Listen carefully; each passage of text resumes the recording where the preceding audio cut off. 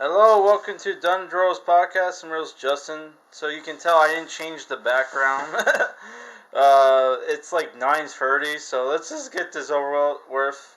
Welcome to our free comic book day review special where I'm reviewing the free, sorry, where I'm reviewing the 3 comic book day comics I got, which I'm going to review them in order I got them. I got The Tick, New Stories, this came out last year. Canuck Beyond and Captain Battle from Chapter House. This is from New England Comics. 10-Ton Press, 10 Tons of Fun preview, which features 4 stories. Right, previews from 4 comics. There's the Captain Harlock comic, ABLAZE, which this came out this year. So did the 10-Ton Press comic preview. And then the last one was Valiant 2021, which features stories by previews from Ninjak, Exo Manowar, and Harbinger. And there's like an interview from Colin Bunn, who is working on Shaolin Run, which I didn't even read that interview because like I don't review interviews, I review comics. Which that's the problem with a lot of free comic book day comics, is that a lot of them are just like ads and commercials for like new comics that are coming out, when really you should you should actually give out a free comic book that's actually decent, so people will get interested in it and want to check it out. Okay, so the first one I read was The Tick, New Stories, which this comes with 2 stories, if I remember correctly. If people don't know, The Tick was a 90s cartoon, and it also was a comic book series. The Tick was created by Ben Edlund, right? Then you can see some trades here. So the first story is The Enemy Within, written by Jeff McClellan, writer, and Ian Chase Nicholas, art. So the first story is basically you have these superheroes that are having a meeting, and Arthur's there to try to get their help to help him with the Tick, who's possessed by an alien. Right, and this alien parasite is craves excitement and is using the Tick to basically he's living the Tick's life vicariously through him. But the problem with that, and actually they were saying he was actually the alien parasite is a better superhero than the Tick. But the problem is, it's slowly killing the Tick, and it will eventually switch bodies. So the Arthur, who is the Tick's sidekick, which that's Arthur there if you ever watched the cartoon. The Tick is the big blue guy. His powers are he's nigh indestructible, and he has some super strength, right? But his main thing is he's like Luke Cage, where it's very hard to injure him. He can feel pain, but he's hard to injure. So apparently they get the idea that the parasite craves attention. Craves excitement. So they decide, let's let Arthur hang out with him for a night, and then the alien will die from being bored to death, which that happens. So I don't know. I thought this was a decent comic. There's not a lot of action in this story, but it is what it is. There was actually action in the cartoon, which I watched the first 3 episodes the other day. It's pretty cool. So next is Moon Marathon by same team, maybe different colors, where the Tick is on the moon for some reason.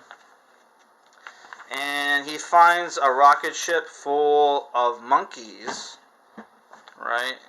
And this comic is mostly silent, so I guess he's trying to rescue the monkeys. There's aliens filming something on the moon, which I think is a reference to the moon landing being fake. I don't know. So yeah, like he's trying to help the monkeys, and he runs into one of his old villains, Chipperson, who was voiced in the cartoon by this legendary voice actor. I forget the guy's name, but he was in like a lot of cartoons from the 90s and video games. He voiced the one of the Elder Gods in the Legacy of Kain series, and I think he voiced Megabyte. I could be wrong. That could have been a different guy. But yeah, like Chairface Chipperson is in here. Alright, and they fight, and there's a reference to the second episode where Chair Chipperson tried to write his name on the moon, where they're trying to again with a pencil while on the moon. So yeah, I thought that was cool. Yeah, and the story just ends out of nowhere. So I don't know. I thought this was a fun comic. You know, it wasn't exactly funny, but you know, it was decent. It was fun. This was my second favorite of the haul. If I were to give this a rating, I would probably give it, you know, it's a 5 out of 10. Let's be real. It's a 5 out of 10. So next is Canuck Beyond and Captain Battle by Chapter House. This came out last year. This was awful. So like the first story was not bad. It's like basically there was in the Captain Canuck universe, which this comic is written by Adrian Benson. Did the first story, which is the Captain Beyond story, and Keith WTS Morris did the second story, which I think it was Captain Battle, and someone did Josh Rose did the interlude. So you have art by Esteban Cavi. So this art's not bad. And Sergio Ferreira did and Andrew Thomas. Okay, whatever. So yeah. So what happened here? Basically, there was an alien invasion. Captain Canuck fought off the alien invasion with the rest of Canada's superheroes, and was sucked in through an interplanetary wormhole or something, and end up on this planet that's very reminiscent of the fantasy comic. I forget what it's called, but yeah, you even see characters from that fantasy comic, like Chapter House, which I've picked up that fantasy comic actually for like $2 at the convenience store. I'm gonna review it for Fantasy Month, so let's see if I can find it. Yeah, it's Beyond the Quest for Medan. Yeah, that's the comic I picked up. I don't know if you can see it here. Yeah, it was like, it's normally $10, but I paid like $2 for it. So yeah, Captain Canuck, which they changed the characters to make it more sci-fi-esque and make the characters look more alien. So Captain Canuck is hearing their story about how somebody from Captain Canuck's world came to Beyond, which is the name of the planet, and basically took over, and our heroes are trying to stop him. So it's basically Captain Canuck is basically Star Wars, okay? And that's a cool last page. So he joins the heroes from Beyond to fight, you know, the evil tyrant. So this is a cool Captain Canuck, you know, costume. So that story I thought was okay. The next story is boring as hell. They basically... Oh, there's Justin Trudeau. I don't know if I'm going to be reading this series, to be honest. Which I had a friend who lived up the street from me. He was a huge Captain Canuck fan. And I don't know, man. Maybe I'll check out the 90s Captain Canuck, which apparently this is Captain Canuck's brother. Yeah, so what happened here is Captain Battle and his daughter... Apparently he had a son named Captain Battle Jr. or Battle Jr. who died and was replaced by his sister, who's called Souvenir. So Captain Battle, who's basically who's American, by the way. There's American superheroes in this Canadian comic book series. Canadian comic book company. Okay. So yeah, Captain Battle, who's basically a mix of Captain America and Nick Fury. Captain Battle, and his daughter attack some, like, evil plants or whatever, and that they're stranded, there. They're hiding from the robot guards. Captain Battle is wounded, so they call in their friend Bronze Terror, not Bronze Tiger, Bronze Terror, to help him, which is like a Brazilian Bronze Tiger ripoff called Bronze Terror. So yeah, they with together, with Captain Battle and Captain, the Souvenir Girl, who's Captain Battle's daughter. They fix Captain Battle. They attack the bad guys, and yeah, the art is trash. This is like the second worst art I saw out of all these comics. I'll show you the worst art I've seen for last. Yeah, I don't know. I thought that story kind of sucked. So the last story is basically, I don't even know what story they're talking about. Oh yeah, there was like a story about a girl who was like, here it is. Yeah, there's a story about this girl who's like, back on Earth in Canada, who is getting bullied because she's like a Captain Canuck fan, and she's wondering, hey, what happened to Captain Canuck? When we know, hey, he's missing. He's on the planet, right? So I thought this comic sucked, 3 out of 10, though the Captain Beyond stuff wasn't too bad, but I really hate they ripped off Batman Beyond. Which Batman Beyond was like a cyberpunk Batman. Here it's like they're ripping off Batman Beyond's name, but it has nothing to do with Oh, well, technically they're not ripping off Batman Beyond. Well, the name implies they're ripping off Batman Beyond, but it's really, the Beyond was the name of their fantasy comic series. I forgot about that. So next was 10 Tons of Fun preview, which is like an indie publisher. You got like 4 stories. You got Red Dawn Crimson Storm, where this chick is a psychic superhero from the 90s. Right, this is 1999.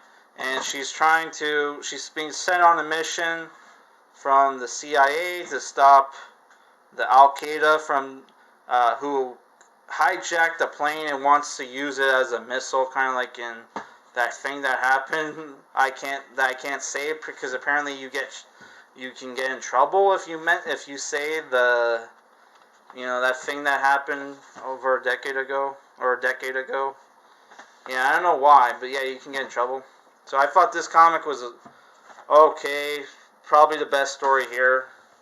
Next is this children's comic called Pat McCormick's Charlie and Humphrey, where basically the bulldog is given a job by the horse to be the first mate on the ship, where they're doing like a tour of the Alcatraz Island, and the stupid dog screws up and accidentally sinks the ship, and he goes to jail in Alcatraz. I don't know, I thought this was okay, like kid comic. Next is, what was this called? Fight Rock and Roll Biographies, where it's about, it's basically a comic book where Rob Halford from Judas Priest talks about this leaving Judas Priest in like 1992 to do a solo career, where he finds this like band where he's in a new band called Fight. He left like Judas Priest to do this band called Fight, which has one of the guys from Steel Panther, that parody hair metal band. I guess that the people in like Steel Panther were in real bands, I guess. Which, I don't know. I'm not a Judas Priest fan. I'm not really interested in reading comics that are basically rock and roll biographies, but I don't know. I thought that was okay. The art is okay. So the next story is basically a comic book about how Frankenstein became Frankenstein. I don't really care. I thought it was okay. So overall, I'm giving this one 5 out of 10. Wasn't bad. Next is the Space Pirate Captain Harlock comic, which this is the one comic book I was really looking forward to for Free Comic Book Day. That and I have a friend who's subscribed to the channel who is, wow, there's something weird on my glove. Oh my god. What the heck was that? Yeah, yeah, I have a friend who's subscribed to the channel who's a huge Captain Harlock fan, so I thought, oh, I have to pick this comic book up for him, and I thought this was actually really good. It wasn't a preview for a comic, it was an actual full comic by Jerome Alki. I have no idea how to pronounce this. And this is based off the anime by Leiji Matsumoto. And just like the Leiji Matsumoto animes, like this artist doesn't know how to draw kids either. The kids all look like midgets. Which, that's funny. So yeah, this is ABLAZE comic company. And this is written and drawn by Jerome Alki. So it's basically, you get like a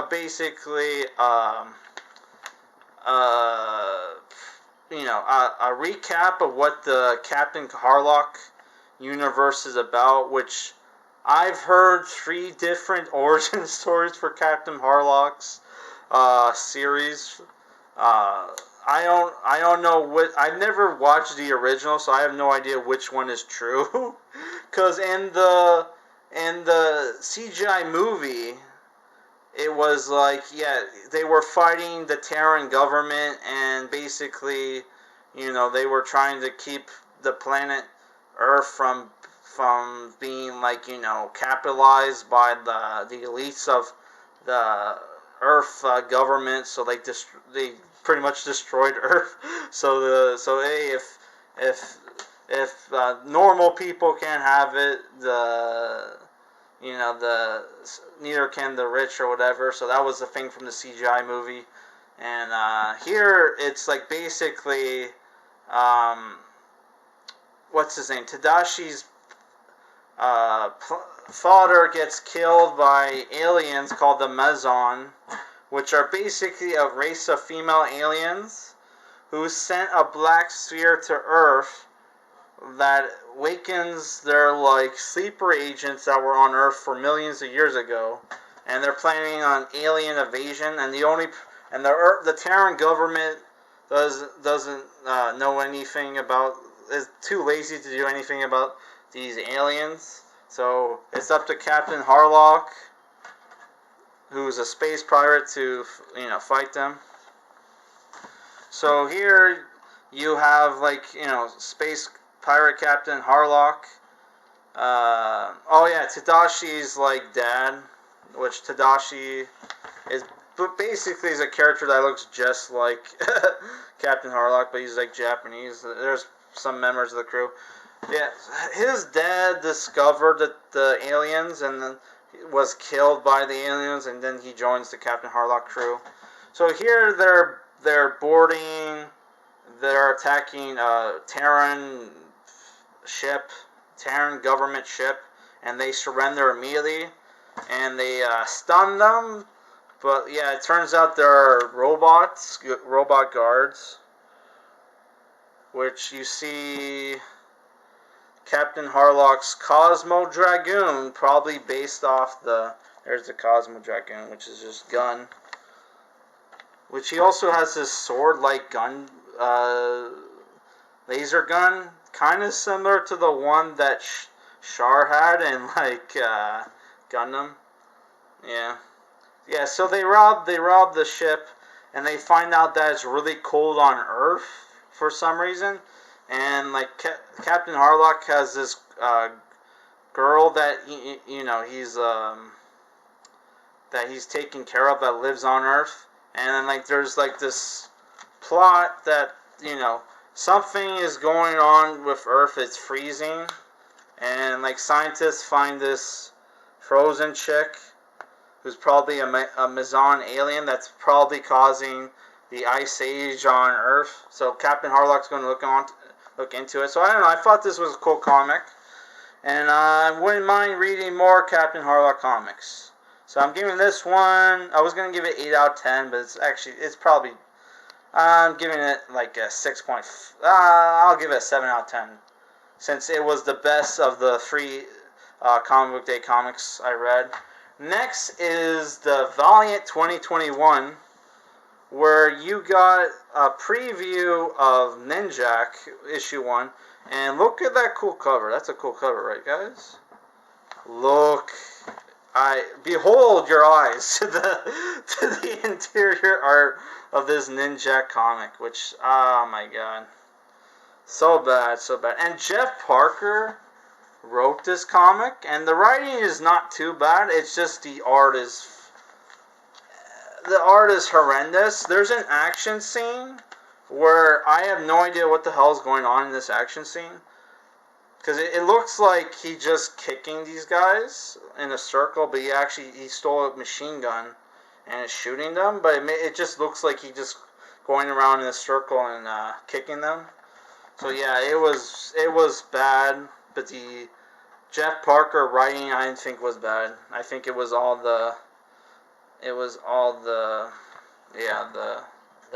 art. So next is an Exo Manowar story where he's back on Earth. He has an AI partner called Shanhara.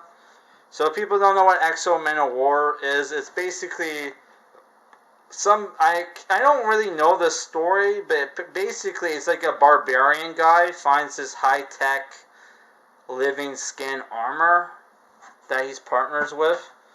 So, like, yeah, he's on Earth. He wants to beat up bad guys. He beats up, like, evil Russian mercenaries, but accidentally destroys a building. Not destroys a building, but damages a building.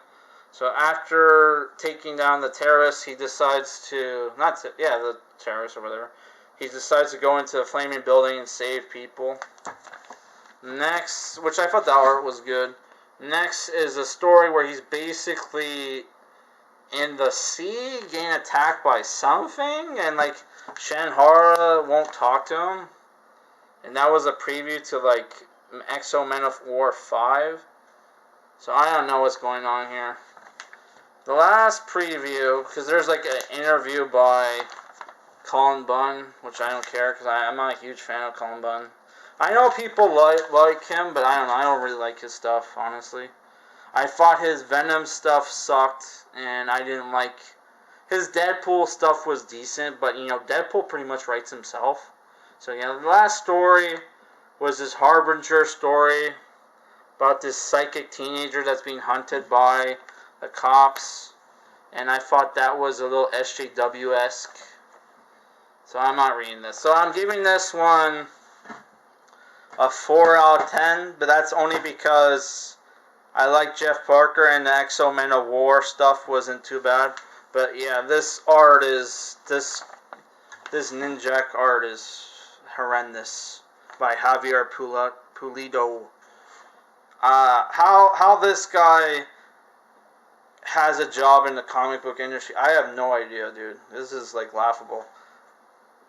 Like, I could draw better than this. I'm not even lying. Though, yeah. Dude, this is just horrendous. And the inking, I don't know who, if, it looks like the artist also did the inking, which is what also explains why it looks like digital paint or some shit. I don't know, it looks bad. So yeah, I'm giving this a 4 out of 10, but yeah, this was bad, man. This was really bad. Though I thought the writing was okay, and the Exo Manowar preview was decent. Yeah, so that's it for this review, guys. I'm running out of time. I hope you guys enjoyed my review for Free Comic Book Day. Make sure to check out my Free Comic Book Day comic haul. It only has like 4 views or something like that. Yeah, so make sure to check that out. Yeah, so my next comic review is going to be the Spirit 80th Anniversary. And I was going to review this afterward, but I don't know. I might review those comics I got at my comic book haul. I don't know. We'll figure it out. So yeah, this is going to be my next review. Unfortunately, I didn't get the Frank Miller movie yet, but I will at some point, and we'll do a review